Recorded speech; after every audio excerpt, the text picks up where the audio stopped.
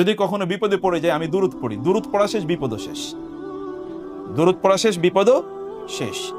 যেই ব্যক্তি যার কাছে তিনি এই দেনাটা দেবেন আগামীকাল তাকে দেয়া লাগবে, তিনি তার ওয়াইফের সাথে পরামর্শ করলেন। শোনো, কার সাথে পরামর্শ করলেন? ওই ব্যক্তি তার ওয়াইফের সাথে গিয়ে পরামর্শ করলেন যে করণীয় কি, কালকে তো টাকা দিতে হবে, কিন্তু আমার কাছে তো টাকা নেই। আপনার ভালো করে শুনবেন প্লিজ, আমার কাছে তো টাকা নেই, দেওয়ার উপায় কি? তখন তার স্ত্রী বললেন যে চলো তো সারা রাত আজকে কেবল দুরূদ পড়ি। কি করবো সারা রাত? আজকে দরুদ পড়বো, আল্লাহুম্মা সাল্লি আলা মুহাম্মদ আল্লাহুম্মা বারিক আলা মুহাম্মদ সাল্লাল্লাহু আলাইহি ওয়াসাল্লাম, এরকম আজকে সারা রাত দরুদ পড়বো। তো তিনি দরুদ পড়লেন, দরুদ পড়তে পড়তে ঘুমিয়ে পড়েছেন, ক্লান্ত হয়ে কি ঘুমিয়ে পড়েছেন।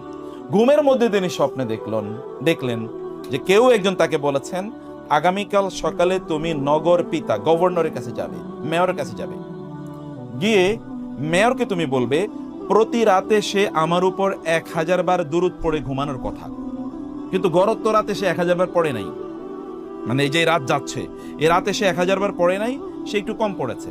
এই যে কম পড়লো এটার জন্য তার পেনাল্টি দিতে হবে, আর পেনাল্টি হলো সে যেন তোমাকে 1000 দিরহাম যেন তোমাকে গিফট দেয়। কত দেয়?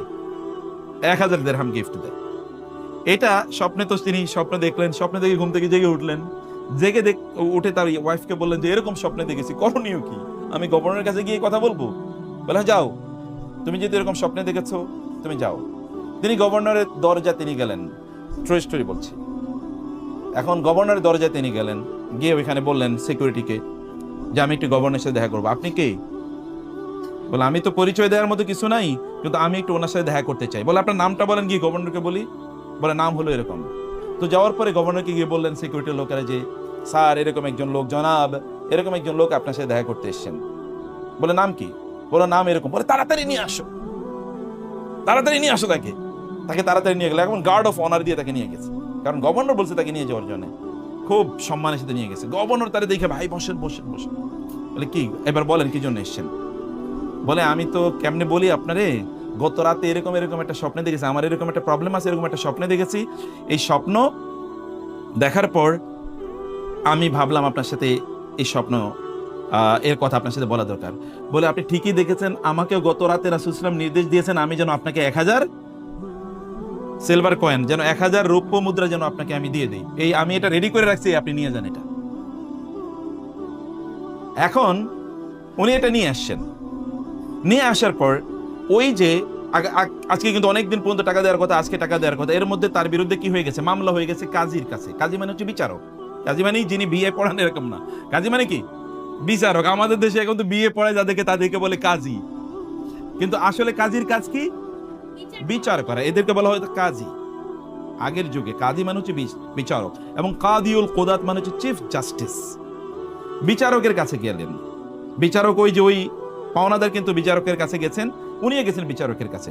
বিচারকের কাছে যাওয়ার পরে বিচারক তাকে দাঁড়িয়ে সালাম দিয়েছেন, আসেন একটু, আসসালামু আলাইকুম।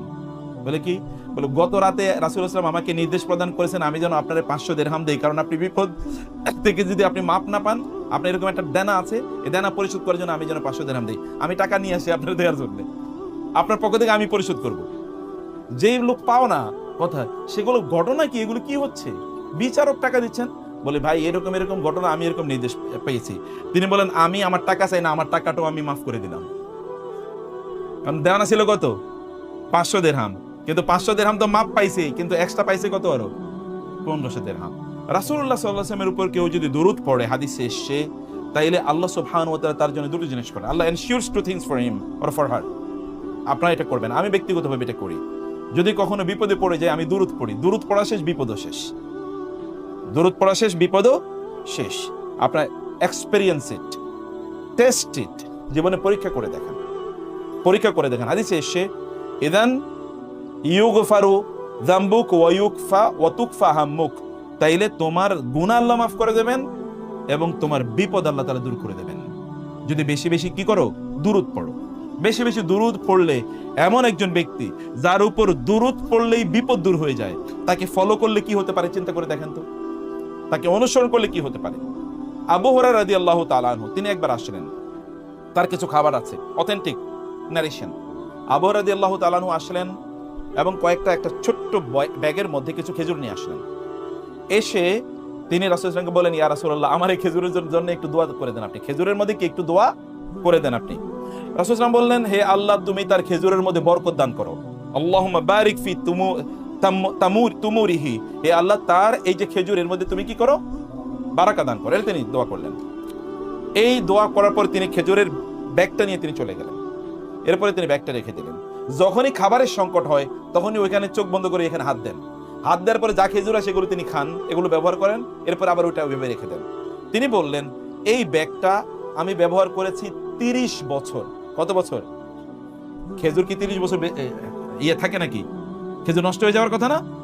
কিন্তু এখানে দোয়া করে দিয়েছে কি, ফু দিয়েছে কি রাসূলুল্লাহ সাল্লাল্লাহু আলাইহি ওয়াসাল্লাম। ফু দেওয়ার কারণে 30 বছর পর্যন্ত তিনি বললেন, আমার যখনই বিপদ হতো তখনই আমি এখান থেকে খেজুর নিতাম এবং খেতাম বা অন্য জায়গায় বিলি করতাম। কোনোদিন এক ফোঁটা খেজুর এখান থেকে কমে নাই, শেষ হয় নাই। কিন্তু ওসমান রাদিয়াল্লাহু যে বছর মারা গেলেন, শাহাদাত বরণ করলেন, ওই বছর খেজুরের ব্যাগটা নিয়ে আমি বাইরে যাচ্ছিলাম, কিন্তু আমার উট থেকে খেজুরের ব্যাগটা পড়ে গেছে। এই যে হারিয়ে গেলাম, আর হারিয়ে গেল, আর আমি এটাকে খুঁজে পাইনি। রাসূলুল্লাহ সাল্লাল্লাহু আলাইহি ওয়াসাল্লাম বনু মুস্তালিক যুদ্ধ থেকে তিনি ফিরে আসছিলেন, 1400 সাহাবী তার সাথে। অথবা আপনারা জানেন হুদায়বিয়া থেকে তিনি ফিরে যাচ্ছিলেন, 1400 প্রায় সাহাবী তার সাথে।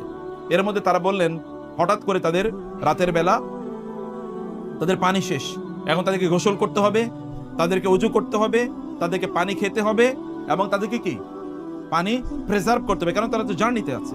আরব দেশে তো আর সব জায়গায় পানি পাওয়া যায় না, আরব দেশে পানি নাই, এটা হলো আরবদের নেচার। ওইখানে কোনো no navigational source of water, এমন কোনো সোর্স নাই যেখানে আপনি পানি পেয়ে যাবেন।